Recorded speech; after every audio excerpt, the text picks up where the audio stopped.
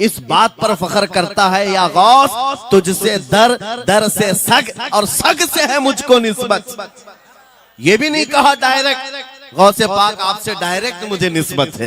तो एक बात बता दूं, थोड़ी बहुत आवाज हमारी ऊंची होती है इसलिए कि जिस दरबान के हम कुत्ते हैं उस तरफ अगर कोई उंगली उठाएगा भौंके के नहीं फाड़ खाने की भी ताकत रखते हैं। मेरे अजीजों, कुत्ते का काम ही है, वो दरबान के दरवाजे पर होता है और वो निगरानी के लिए है।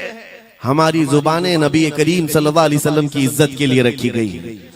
हमारी जुबानें, हमारी जिंदगियां अल्लाह के वलियों की हिमायत के लिए रखी गई है। और अगर उनकी हिमायत में ना बोले तो फिर क्या धोती कुर्ते वालों के लिए बोलेंगे? बात सिर्फ इतनी है कि स्टेज उधर भी लगते हैं इधर भी लगते हैं। आप चापलूसी किसी और की करते हैं और हम तारीफ किसी और की करते हैं। आप माल के पीछे भागते हैं और फिर आप मौजूदा हुकूमत जो भी मौजूद है उसके सिक्कों पर और उनके ओहदे पर और उनके मनसब पर देख करके आप बात करते हैं। लेकिन अल्हम्दुलिल्लाह हम फकीरों की आदत ये है, हम बरसों पुराने आबा व अजदाद से गौसे आजम के ही दरबान, उनके ही गुलाम हैं। इसलिए कि हमने ये सुना भी है और पढ़ा भी है, हमारे यहाँ निस्बत पर फख्र किया जाता है। और कैसी निस्बत पर? अरे हमारे वक्त का मुजद्दिद जब इस बात पर फख्र करता है या गौस तुझसे दर दर से सग और सग से है मुझको निस्बत।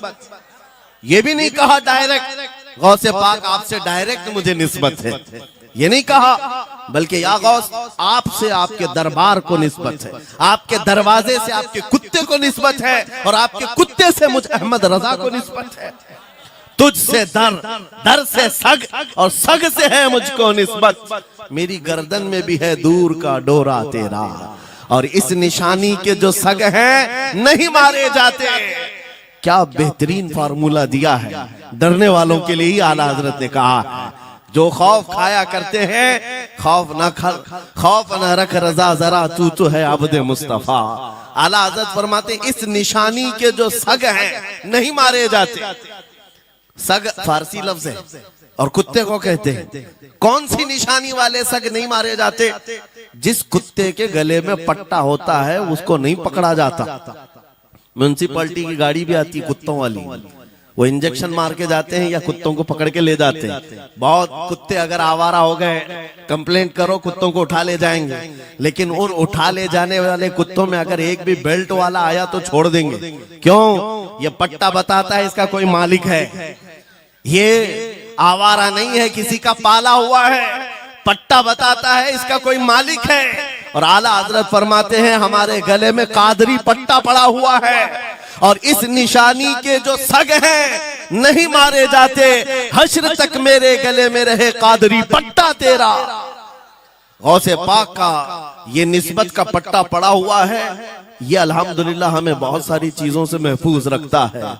हमें जाहिर सी बात है आज इसी बात पर फख्र भी है। लोग मौलाना साहब कह रहे हैं हक बात कहना इस जमाने में नहीं, हर जमाने में दुश्वार रहा है, हर जमाने में दुश्वार रहा है।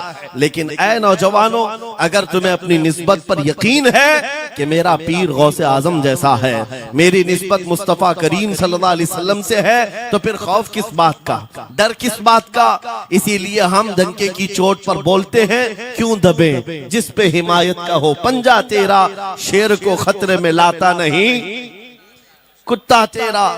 अजीजा ने ग्रामी वकार, आज सुल्तानुल औलिया गौसुल आजम की बारगाह में हम खिराज अकीदत पेश करने आए। जो बातें मैं अर्ज कर रहा हूं वो गौर से सुने। करामात ये औलिया इकराम की जिंदगी का हिस्सा है, अल्लाह की तरफ से उन्हें दिया गया। करामत क्या है?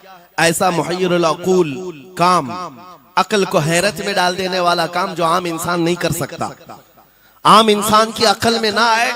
अल्लाह के वली से सादिर होने वाला ऐसा कोई काम, उसको करामत कहते हैं। लेकिन करामत औलिया इकराम की विलायत को साबित करने के लिए जरूरी नहीं।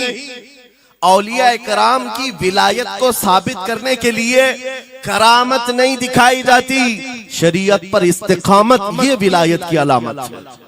अगर वो मजबूती के साथ हर जमाने में अपने दीन पर जमा हुआ है, वो अल्लाह का वली है, वो अल्लाह का वली है। आज भी हमारी कौम औलिया को ढूंढने पर लगी हुई है। सुनो, अल्लाह का वली ढूंढना चाहते हो तो ढूंढने के लिए निकलते हैं और पीछे पड़ जाते हैं, देखते हैं ये ठोकर मार करके सोने का सिक्का निकाल सकता है कि नहीं निकाल सकता है।